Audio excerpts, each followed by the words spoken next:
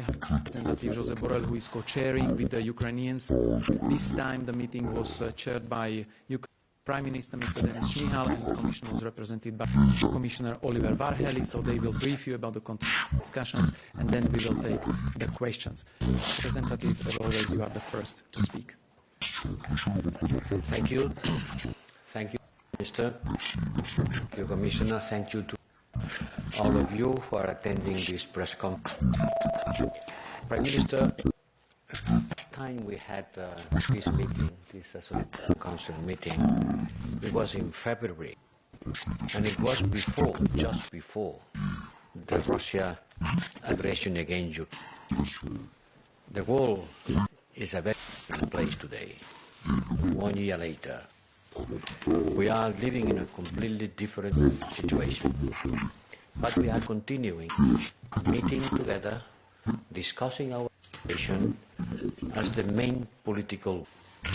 I am happy that today, first time, we are having this council with and Ukraine being a candidate for European Union membership. Putin wanted to occupy, to destroy, to colonize Ukraine, and he has been pushing Ukraine closer to the European Union. He also has been strengthening our resolve to help to build a modern, a democratic, and independent Ukraine as an integral part of the European family. Putin wanted just the contrary. He could never imagine that 6 months after launching the war, he would be in a situation like this. Ukraine closer to the European Union, and the European Union is strengthening our support to you. To build, repeat it, a modern, democratic, sovereign, independent Ukraine as an integral part of the European family. Prime Minister Denis, this is your first visit to Brussels since the start of the Russia aggression against your country. I promised you in spring, when we met in Kiev, that we will hold this council together in Brussels, and we are.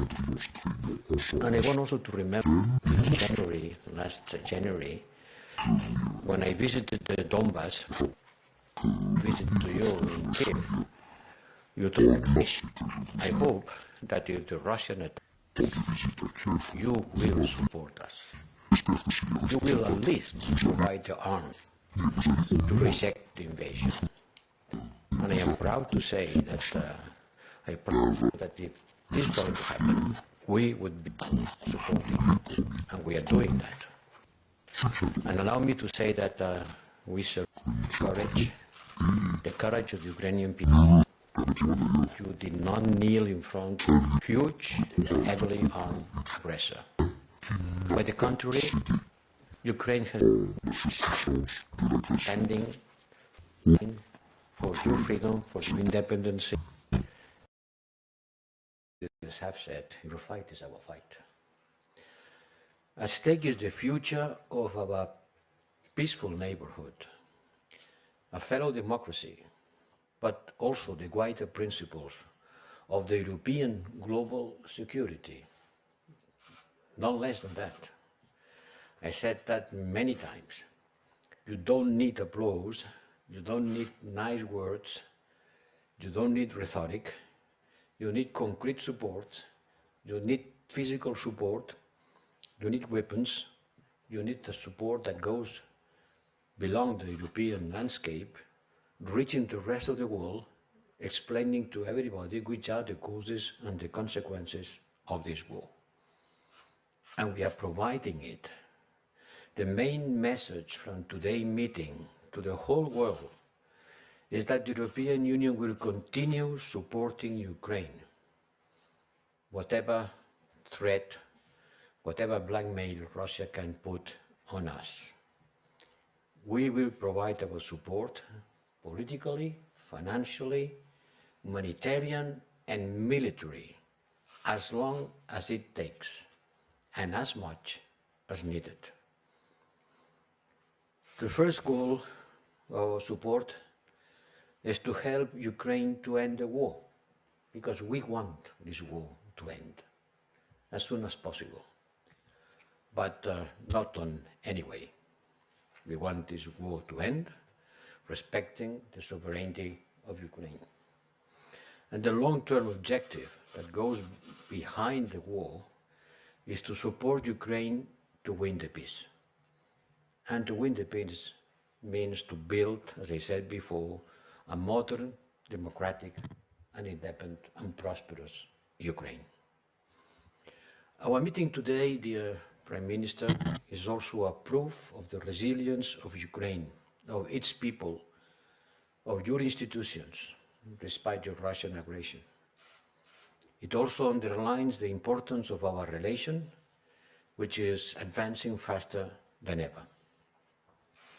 During our meeting, we reiterated in the strongest possible terms our condemnation of the Russian war of aggression that has to stop, and unconditionally withdraw from the entire territory of Ukraine with its internationally recognized borders. This certainly includes the actions of Russia around the Zaporizhia nuclear power plant. The last news that we got about the situation there are increasingly worrisome. There is a nuclear gamble that has to stop. There is a nuclear gamble playing with fire, which is another example of Russia's reckless behavior, disdain for international law, basic principles of nuclear safety. We emphasize our joint support to the efforts of the International Atomic Energy Agency and underline the need for Zaporizhia nuclear power plant to remain an integral part of the Ukrainian energy system and a demilitarized situation. Dear Prime Minister, with your application to European Union membership, you took the commitment to intensify the reform efforts, because before the war you need reform, and these reforms are still needed. And today we took stock of the progress of our bilateral agenda, the Ukraine reform path, both of which have been advanced at a remarkable rate over the past month, and that despite, or maybe due to, the Russian aggression. We underline the importance to follow up on the recommendations set out in the Commission. Here's the Commissioner Borrell, who will develop more on that, on the Commission opinion on Ukraine membership application. And certainly in the key areas of rule of law and anti-corruption, we welcome the recent steps taken by you, but also we encourage further actions. We also welcome your important progress in the human rights field. We commend your ratification of the Istanbul Convention, a major step in protecting women and girls from all kinds of sexual and gender-based violence. We also focus on the need to ensure accountability for Russian war crimes. We fully support international and Ukrainian efforts in this matter. Finally, Ukraine still needs to ratify the Rome Statute in order to benefit fully of the rights of a full member of the International Criminal Court. An issue which goes further our relationship is the grain export from Ukraine. And we knew a lot about the consequences of this United Nations brokered agreement and the facilitation for the export of more than 10 million tons of agricultural product from Ukraine. Today we have signed several agreements on Ukraine participation in our customs and fiscal programs, on digital euro programs. Oliver will debrief on our discussion on this important achievement made in our extremely wide sectorial cooperation agenda. The Convention on the Simplification of Formalities in Trade in Goods and the Convention on the Common Transit Procedure that will be able to join us the 1st of October is another key success. All in all, to summarize, it's clear that the reforms and sustainable reconstruction will take time, but let me underline that Ukraine can rest assured that the European Union will support you all the way on your European path as a fully independent and sovereign country. Thank you. Thank you. Pane premiére, будь ласка.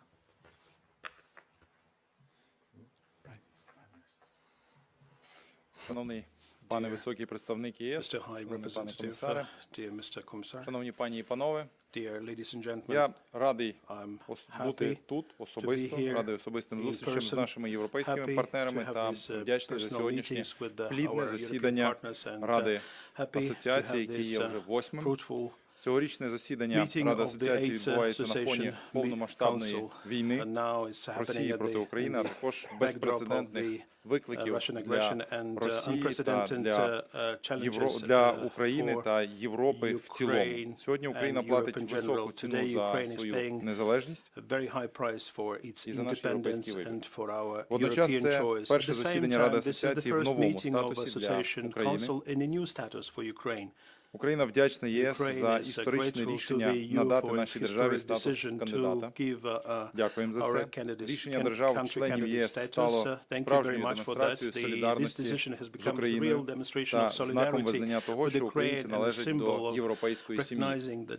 Як ви сьогодні відмітили, шановний пане Жозеп, ми дійсно, незважаючи на війну, зустрічаємося тут, говоримо про європейську інтеграцію, проводимо Раду асоціації, і це наш цивілізаційний вибір бути європейцями, бути частиною Європи. Український народ продемонстрував міцну згуртованість заради європейського майбутнього, і влада України докладе всіх зусиль, щоб шлях нашої держави до повноправного членства в ЄС був також швидким, а не займав роки чи десятиліття. На засіданні Ради асоціації ми обговорили алгоритм дій переходу до переговорного процесу щодо приєднання України до єС. Вірю, що спільний підхід дасть змогу нам всім отримати розуміння часових рамок переходу до переговорного процесу щодо членства України в ЄС. Хотів би подякувати партнерам з ЄС за комплексну санкційну військову, фінансову, гуманітарну допомогу в цей вирішальний для нас час. Ми відчули справжнє лідерство ЄС і вдячні за оперативні рішення і таку важливу і вагому допомогу. Україна бореться і буде боротись до перемоги. На жаль, ми не бачимо ознак того, що Росія готова припинити війну. Відтак ми потребуємо більше сучасної зброї. Насамперед, це засоби протиповітряної оборони, протиракетної оборони, протикорабельні системи вогню, важка броньована техніка, реактивні системи залпового вогню, літаки, безпілотні літальні апарати. Високо цінуємо доведення до 2,5 мільярдів євро бюджету Європейського фонду миру, призначеного для компенсації витрат держав-членів ЄС на допомогу нашим Збройним силам. Адже посилення оборонних спроможностей наших військових і розширення санкційного тиску на Росію – це два ключових фактори для нашої спільної перемоги. Вдячний за ухвалення 7-го пакету санкцій. Водночас закликаємо партнерів посилювати тиск на державу-агресора, передусім через такі заходи, як запровадження повного енергетичного ембарго, а також відключення всіх російських і білоруських банків від системи SWIFT. Сподіваємося на застосування ЄС глобального санкційного режиму за порушення прав людини громадянами Росії на території України до наступного засідання саміту Україна-ЄС. Щиро вдячний за рішення єС щодо надання Україні надзвичайної макрофінансової допомоги у розмірі до 9 мільярдів євро. Ми вже отримали з цієї суми перший мільярд євро, що стало суттєвою підтримкою України в ці складні часи. Розраховуємо на якнайшвидшу виплату другого і третього траншу цієї важливої для нас допомоги, пакету допомоги. Сьогодні ми також обговорили спільні кроки щодо інтеграції України у внутрішній ринок Європейського Союзу. Ще до повномасштабної війни ми визначили низку секторальних безвізів, які планували отримати якнайшвидше. Це так звані енергетичний, митний, транспортний, цифровий та економічні безвізи. І незважаючи на всі виклики, можемо говорити про досягнуті результати. Сьогодні хочу подякувати за отримане запрошення на вступ до Конвенції про режим спільного транзиту та Конвенції про спрощення формальностей у торгівлі товарами. Україна вже завершила внутрішньодержавні процедури та готова приєднатися до митного безвізу уже з 1 жовтня цього року. Сьогодні ми також підписали угоди про приєднання України до програм співробітництва з ЄС із митних та податкових питань, митниця і фіскаліс. Участь у цих програмах сприятиме співробітництву в митній і в податковій галузях. Вдячні за високу оцінку України в напрямі цифрових трансформацій та плануємо розширення нашої співпраці з метою інтеграції до єдиного цифрового ринку ЄС. Радий вітати підписання сьогодні угоди з програмою «Цифрова Європа», програмою ЄС з бюджетом у 7,5 мільярдів євро, метою якої є розвиток потенціалу Європи в ключових сферах цифрових технологій. Серед наших подальших пріоритетів приєднання України до роумінгового простору ЄС. Водночас я вдячний інституціям ЄС та європейським мобільним операторам за оперативне тимчасове рішення щодо зменшення або ліквідацію роумінгових тарифів для українців в цей час. Ми також налаштовані на прискорення повної інтеграції енергетичних ринків з Європейським Союзом, адже всі ми вже відчуваємо переваги енергетичного безвізу, синхронізації української енергосистеми з європейською системою НТСІ. На тлі зусиль ЄС щодо скорочення залежності від російських енергоносіїв, експорт електроенергії з України може замінити значні обсяги імпорту газу з Росії. Україна також має найбільші підземні сховища газу в Європі. Частину з обсягу понад 30 мільярдів кубічних метрів цих сховищ ми можемо запропонувати нашим європейським партнерам для формування своїх газових резервів в умовах ненадійності постачань газу з Російської Федерації і нестабільного ринку. Високо цінуємо солідарність і підтримку ЄС у сфері торгівлі. Безпрецедентні заходи щодо тимчасової лібералізації торгівлі вже надають українським виробникам конкретні можливості для нарощування експорту до Європейського Союзу, посилюють нашу економіку і сприяють подальшій інтеграції до внутрішнього ринку ЄС. Впевнений, що ці заходи в рамках економічного безвізу стануть першим кроком на шляху до повної та постійної лібералізації торгівлі між Україною та Європейським Союзом. Серед наших стратегічних пріоритетів також залишається укладення угоди АККА. І ми вітаємо відновлення роботи місії, попереднього оцінювання інфраструктури якості та розраховуємо на завершення роботи у якомога стишліші терміни. З кінця червня 2022 року Україна також приєдналась до угоди про лібералізацію автомобільних вантажних перевезень або так званого транспортного безвізу. Ми вдячні Європейському Союзу за те, а також за ініціативу «Шляхи солідарності», що покликана сприяти експорту української агропродукції до ЄС та безперешкодного імпорту інших товарів. Окрема подяка Європейській комісії за схвалення оновлених карт трансєвропейської транспортної мережі TNT. Поширення основних європейських транспортних коридорів на Україну – це насправді потужний сигнал солідарності з нашою країною і серйозний внесок сприяння експорту з України до ЄС. Розраховуємо також і на швидке включення українських частин річки Дунай, Гирла Бистре і Кілія до TNT. Це сприятиме забезпеченню та прискоренню агроекспорту з України до ЄС та інших країн світу. Це дуже важливо сьогодні. Підсумовуючи, хочу щиро подякувати за плідні та конструктивні переговори сьогодні у колі партнерів, у колі друзів. Ми заклали основи для успішного проведення 25-го саміту Україна-ЄС. Вдячні за позитивну оцінку ЄС досягнутого нами прогресу, впровадження реформ та підтвердження незмінної позиції щодо підтримки нашої держави у протидії російській агресії. Наш євроінтеграційний курс незворотній. Майбутнє України в ЄС, майбутнє ЄС з Україною. Дякую, шановні друзі, шановні колеги. Thank you very much, colleagues. Commissioner, now over to you. Thank you very much. I also want to welcome Prime Minister Shmyhal.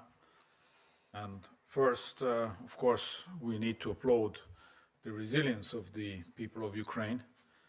And of course, for the resistance the people of Ukraine and its state is showing. And not only that, but the state continues to function under this huge pressure the war is putting Ukraine under. We have, I think, covered many topics. All of them have been listed. Let me just grab a few for you. We're pleased, of course, first of all, that Ukraine now is an EU candidate country. This has created already a positive momentum we see in the country for advancing the reforms, despite all the challenges existing. And it is therefore very important that Ukraine has taken a keen interest in this, but also that it pursues this keen interest throughout the process.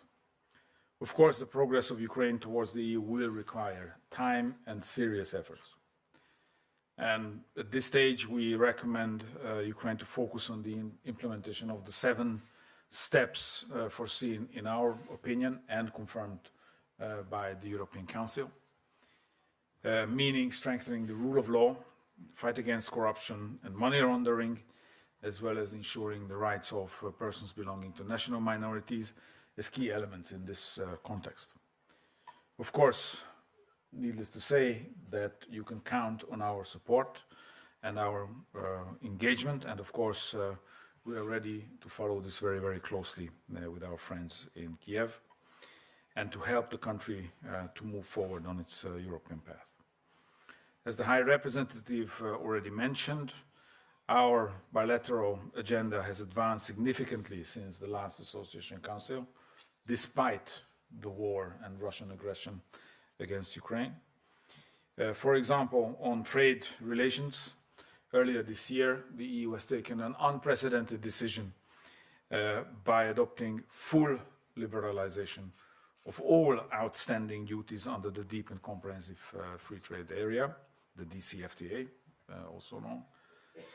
Moreover, the application of safeguard and anti-dumping measures on imports of Ukrainian steel has also been suspended. We expect these measures to boost the existing trade flows from Ukraine to the EU. Ukraine's association to the Digital Europe program is another good example, where strong bilateral cooperation and an important step in integrating Ukraine into the EU's digital single market has been made. We have also discussed Ukraine's ongoing engagement in implementing its commitments related to the telecommunication services sector, which, if fully met, can lead to an internal market treatment for this sector.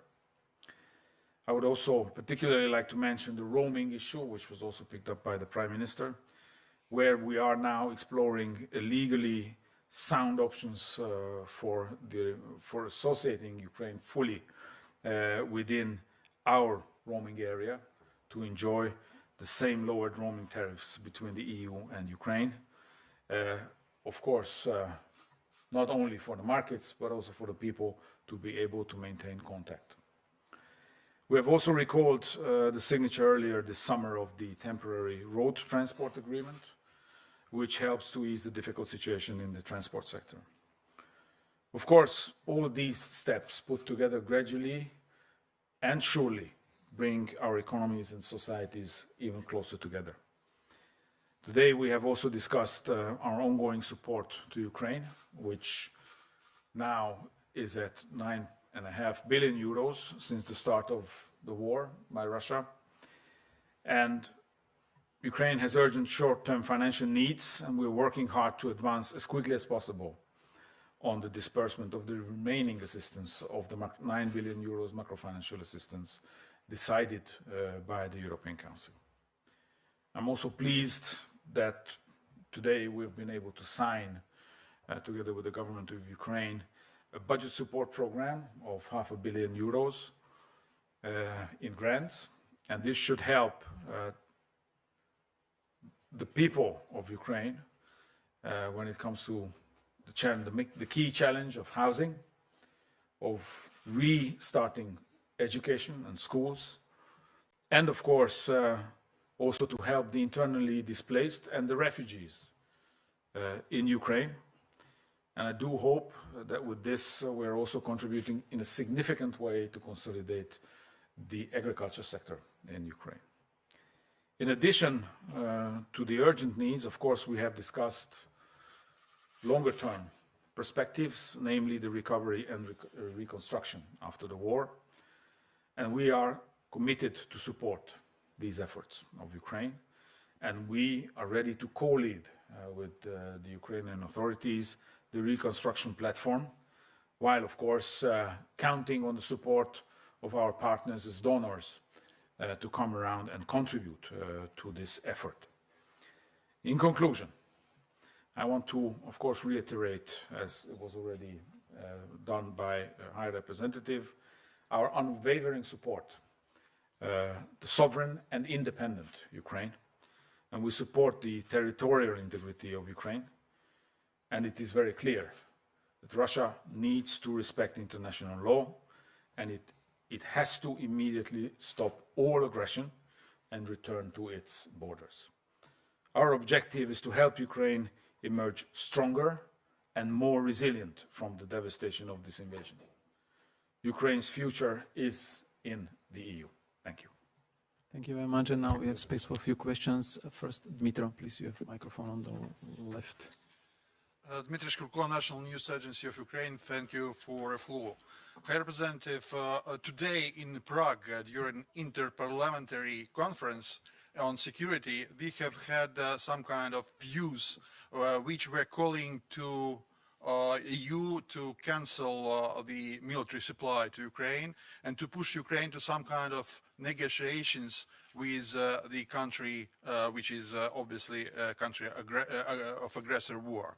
So that from your point of view, how widespread such ideas are among the EU countries, because that is exactly reflects the Russian narrative about that issue, and how dangerous that issue is for unity of European Union as such. And for Prime Minister Shmyhal, if I may, the European integration and full-scale membership demands consensus between 27 member states. This is could be the long process. In the time being, some scientists and academics in EU propose to consider some kind of gradual integration of Ukraine in other European structures, for example, like European Economic Area. How that ideas are acceptable for Europeans, Ukrainian side. Thank you so much. Well, yes, this morning it was an interparliamentarian meeting. Let me clarify, it was not the European Parliament alone. There were representatives of all member states' parliament, Congress and Senate, which reflects the opinions, the political opinions in the whole European Union member states. And certainly there are people who are in a position which is certainly minoritarian, but they have the right to express their points of view. And some of them express their concerns about the prolongation of the war and how our sanctions and our military support to Ukraine is affecting the war. My interlocutors are the governments, the foreign affairs ministers, and that represents a member state. And what can I say is that in Prague, 1 week ago, it was a clear, complete, unwavering support of all governments represent there to our position. There are political parties, there are members of the European Parliament who have a different opinion, and I answered to them this morning, but they are not representative of the position of the member states.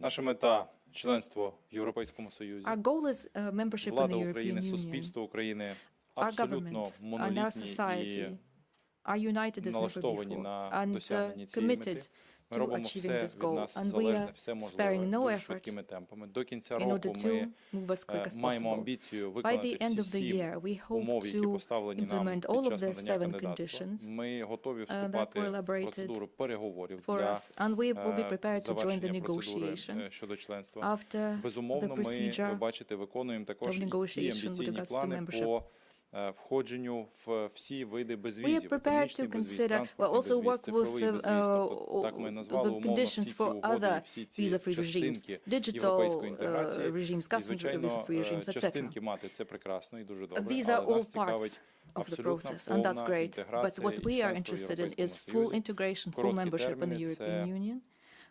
це мета українського суспільства, це мета For the time української being, влади. this is І, the повторю, objective of the влада European України, як society, ніколи, of the Ukrainian society, Ukrainian монолітно government. досягнені цієї And as цілі. I've already mentioned, we are monolith in Next this one, Victor, commitment. it's in your hand. The mic is down the corridor.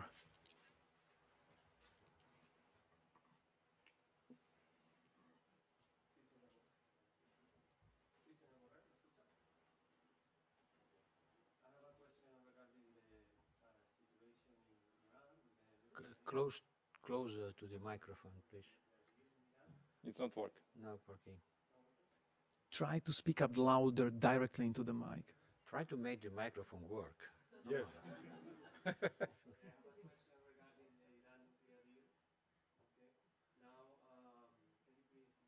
Doesn't work.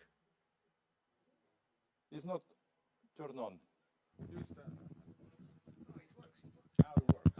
Come on. I have a question regarding the Iran nuclear deal, please. The Iran is asking now for more guarantees and is seeking closure of the investigation of the Atomic International Agency. The investigation is asking to close this proof. And the United States says this is not a constructive position. So I would like to know, how do you assess these petitions? If you think this is a reasonable request, as you said, to the previous response. Thank you very much. Well, we haven't been talking about that, no? You know, it was not part of the Association Council. But if you allow me, I will divert our attention from our relations and to provide an answer to this question. Look, let me remind, on the past 8th of August, it means almost 1 month ago, I tabled a carefully balanced text, taking into account all positions of all parties. At a certain moment, my responsibility as coordinator is to say, that's enough. This is the most balanced text I can produce, taking into account all points of view. This text was very well received, and I got a positive feedback from all partners. Then we started a process of interactions, you know, it's an interactive process. And an interactive process is good if it converges. I mean, if the positions are closer after the interaction end than before. And they were converging to a closer position. And the initial requests that I received were reasonable from both parts, and they were taken on board without altering the text fundamentally. But then the last interaction is not converging, it's diverging. And the positions are not closer in n+1 than in n. By the contrary, in n+1 are further than in n. That's very much worrisome. If the process doesn't converge, the whole process is in danger. So I have to say that the last answer I got, if the purpose is to close the deal quickly, if the purpose is that, it's not going to help it. It's not going to help it. So what I'm doing, to keep consulting with all other GCPOA participants, and in particular the US, because it's a request that has to be fulfilled by the US in particular, not the only one, and on how to proceed. But I'm sorry to say that I am less confident today than 28 hours before about the conversions of the negotiation process and about the prospects of closing the deal right now. Okay, thank you. Let's go back to Ukraine. We take question from Ukrainian colleagues who are connected mostly from Kiev via Zoom. So I see Sergei Sidorenko was first to raise the hand. Sergei, your mic should be open by now, so you can go ahead. Yeah, thank you. I have a question to both Prime Minister Shmyhal and participants from European side.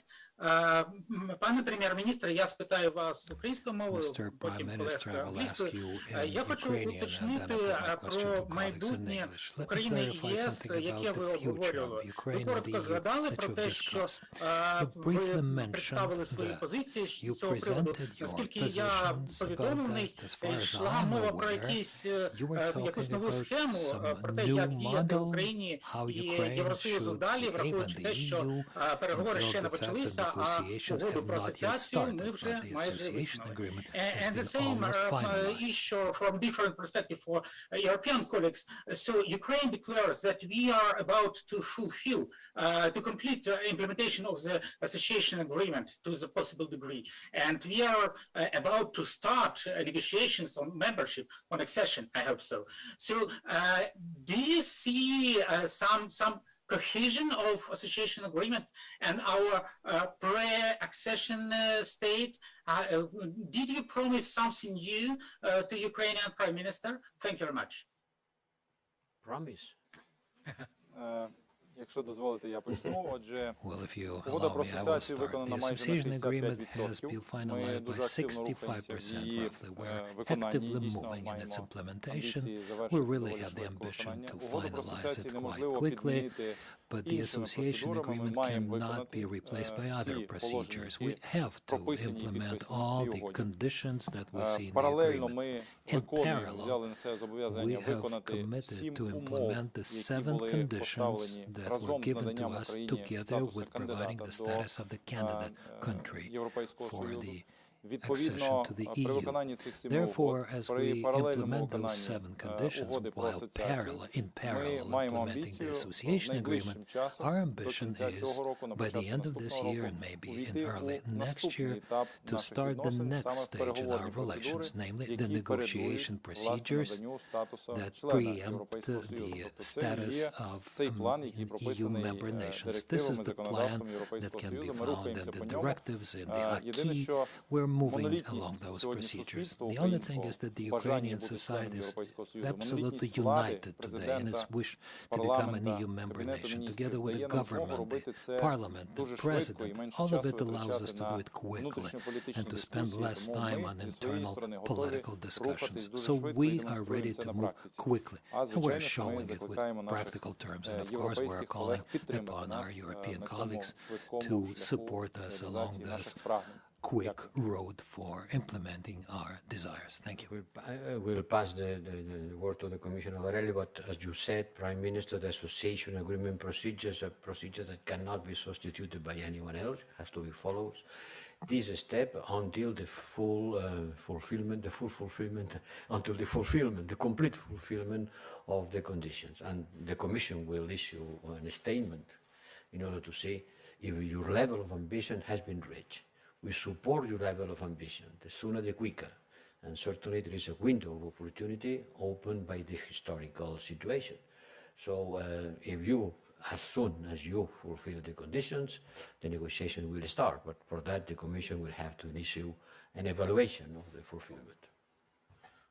Well, will sound very boring what I'm going to tell you, but it's the same for everyone when it comes to candidate countries. And that is that enlargement is a merit-based process, and enlargement is always conditional upon fulfilling the Copenhagen criteria. And when you look at our opinion, you see very clearly what needs doing to continue to enjoy the candidate status. These are the 7 criteria where we understand that there is already progress being made. Now, if you want to make a link between the DCFTA and the preparation for membership, of course there is a clear link, which is that through the DCFTA, you already have more or less, it's a guesstimate I think, but more or less 70% of all the acquis of EU law covered by the level of cooperation that we have. Now, Ukraine is advancing in implementing But of course, having a free trade area agreement is different from becoming a member. And of course, the level of responsibility and obligations are different, including the rights that comes with it. Now, when it comes to the EU accession process as such, there's an institutional part and there's a, how should I put it, a down-to-earth part.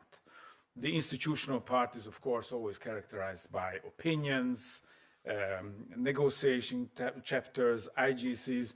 You have this jargon, but never forget about the real integration, meaning the real integration of the society and the economy. And this is what we are doing with Ukraine, with the DCFTA, but also it went a bit unnoticed that already back 2 years ago, when we renewed the Eastern Partnership, we have put on the table possibility for any Eastern partner country to come forward and cooperate with us in areas that normally we don't do with third countries. And this is what you are seeing emerging already with Ukraine, like the roaming area or the transit, the customs transit area agreement. These are elements that brings, of course, integration, real integration on the ground immediately already now. So I don't think that it's only an institutional kind of perspective that you should look at when you're looking at the European integration of Ukraine. And of course, now comes the institutional part. We will provide our assessment on Ukraine as candidate country next year, so in 2023. We have just prepared the opinion, and we will still come back with one part of the opinion, which is outstanding, and that is the level of compliance with the EU acquis, and that you should expect coming end of the year. So I think we have a lot of work ahead of us, and it's always an easy exit to talk about dates, to talk about next steps, but I believe in doing the job on the ground first. Thank you. Many thanks, and we are running late, so one last question briefly, if possible. Jessica, BBC. Thank you. Jessica Parker from the BBC. Just to the Prime Minister, obviously Nord Stream 1 has been turned off. There's a fresh squeeze on European energy supplies. Are you worried about European will to support Ukraine this coming winter? And if I can just bring up as well, for the High Representative as well, we have a new UK Prime Minister, Liz Truss. Just your message to her, given the ongoing situation in Ukraine, and to the Prime Minister, would you call on Liz Truss to impose a full Russian visa ban as you are on the EU? Thank you. Дякую за ваше питання. Я хочу відповісти Thank you наступним for your чином. question. Let me answer Якщо ви it in the подивитесь, following way. я вже говорив про If you це, look, вечірні we already шоу said на it. російських If you look телеканалах, at ви the побачите night там show in Russian розмови TV не лише про channels, you will Україну і see про they are talking not only about в лапках, скажімо, Ukraine спеціальну військову and about операцію в their Україні. special Там мова йде military про operation in Ukraine, as країни they call Східної it, but they're Європи, talking країни about Балтії, там East мова йде про Німеччину і European про countries, інші європейські Baltic країни, countries, про Germany загрози and з other countries and Євросоюзу. the threats coming Тобто, from the до European чого я це Union. кажу? Що Why am I saying this? Росія Russia сьогодні воює today is своєю waging армією war в with Україні, its army in але Ukraine, при цьому but at Росія the same time, гібридно Russia воює wages на a європейському hybrid континенті з war in Європейським the Союзом. European І continent against the European газовий Union. шантаж, The нафтовий gas шантаж, blackmail, the oil blackmail, створення харчової кризи, creation створення of the кризи food мігрантів, crisis, migrant дезінформація, crisis, кібератаки – все це misinformation, елементи cyber великої attacks. гібридної All of війни these на are європейському elements of the континенті, яку large створює Російська hybrid war Федерація і Росія. created by the Russian Тому Federation and the European змученість від війни continent. в Україні, So Ukraine has залишення a України war сам на сам з fatigue, Росією, це but буде лише першим abandoning кроком Ukraine до наступних alone кроків просування Росії against вглиб Russia, Європи. that would be І, just one of the звичайно, steps for the єдиний further movement порятунок of Russia deeper є into Europe. The лише only єдність salvation Європи, is for єдність Europe to Європи be між собою united всередині, єдність з inside Україною, Europe єдність з and іншими together with партнерами, Ukraine, з together країнами with the other partners, G7, with the Сполученими Штатами, G7, with the United з States, Великою Британією. with the Тобто UK. In unity, we can withstand this winter with the gas supplies, with the gas production that we have, with diversification, with no longer being dependent on the Russian energy resources, which is a hybrid weapon today of Russia. And only in that way, we all together could win this war, when democracy, fighting for freedom and European values will prevail. This is not the war about fridges or payments for utilities, for heating, for gas. This is a war for values, for European values, for democracy and freedom in this continent. That's why I treat your question with concerns, but I'm convinced that we will overcome those obstacles and we will have a victory, all of us together. Ukraine will win the war against Russia. The European Union will protect the European values and democracy. Thank you. Well, thank you for this question. It's a good opportunity for me to congratulate Liz for her clear victory and for the clear support that she got from the bodies of the Conservative Party to become the next premier in United Kingdom government. I wish her the best. I wish success, and I hope that we are going to have an important contribution in order to improve the relationship between the United Kingdom with the prospects of the full compliance of the Brexit agreement. And I don't see any clear signal, any clear prospect that the United Kingdom will come back soon to the European Union. So I'm not going to stress my brain by imagining what would happen in this case. Okay, thank you. That concludes the press conference. Thank you very much, everyone. Ďakujem, do pobačenia. Have a nice afternoon. Thank you very much. Goodbye.